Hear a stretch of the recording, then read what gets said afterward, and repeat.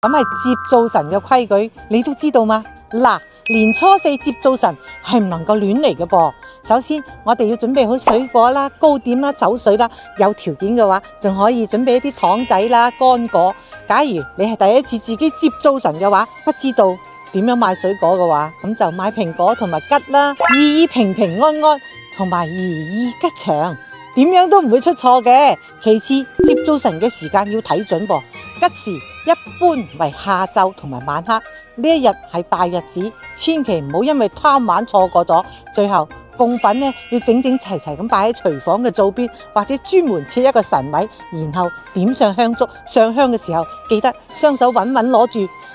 對灶神呢鞠躬行禮，嘴裏呢就不斷念住感謝財神過去一年對屋企嘅飲食平安、生活順遂嘅庇佑，再好好咁許一個願，